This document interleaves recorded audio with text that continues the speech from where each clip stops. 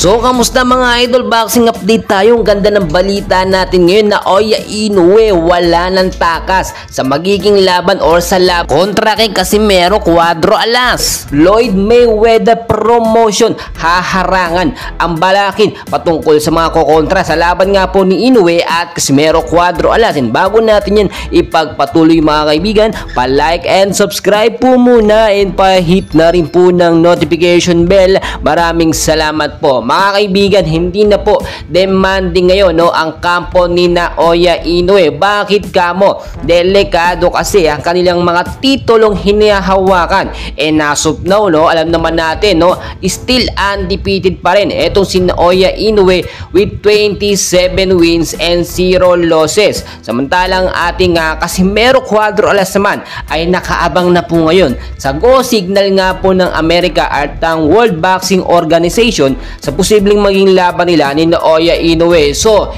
eto mga kaibigan yung mabigat na desisyon ngayon, bigating promoter sa Amerika, Floyd Mayweather Jr. promotion mga kaibigan ay handang hadlangan or hahadlangan ang sino man na talagang aapila sa kokontra sa laban kontra kay Naoya Inoue. Bakit kamo? Kung nakita nyo ng mga nakarang updates natin, etong si Sam Goodman nga po ay nagbigay ng date sa gustong makalaban niya ito si Naoya, which is nalalapit nga po na Setyembre 2024. Pero pinabulaanan niya ng kampo ni Naoya Inoue, tinanggihan po nila yan kasi hindi pwedeng mag-demand yung boksingero naghahamon sa gusto niyang hamunin. So ang tinutukoy ko dito mga kaibigan, magdedepende pa rin ng desisyon dito sa kampo ni Naoya Inoue. Pero sa pagkakataong ito mga kaibigan, bighating promoter ang humamon po sa kampo ni Naoya Inoue.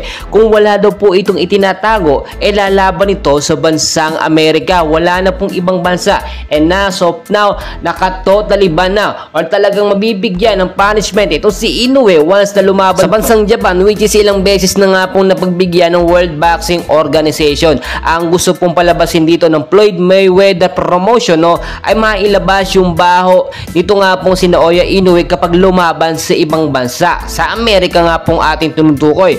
About naman po sa kampo natin na si Casimero Cuadro Alas, tulad ng aking sinabi noon, handang hawakan ng Floyd Mayweather promotion etong si Casimero para maikasa lamang etong laban kontra kay Naoya Inoue. Ang tagal na po nito mga kaibigan at nauubos na rin ng panahon ng taon nga po ni Casimero. Ilang taon na si Casimero mga kaibigan?